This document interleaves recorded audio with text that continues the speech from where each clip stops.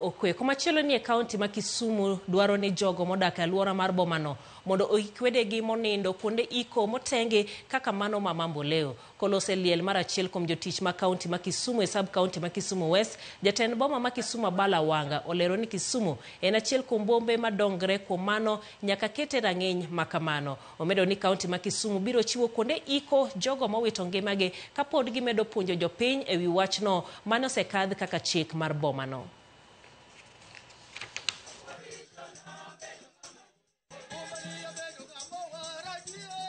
The city is growing, and most of these parcels are becoming commercial property.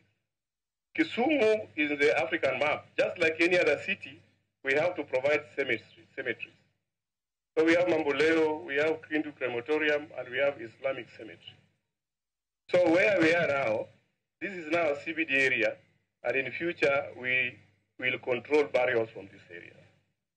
So Manyata, Nyalenda A, Nyalenda B, Nyamasaria, Bondeni, Bandani, Bondeni, Obunga, Kanyakwar. My wife was saying this Kanyakwar. This is CBD. We outlaw burial in these places. And this is the last burial I'm attending here.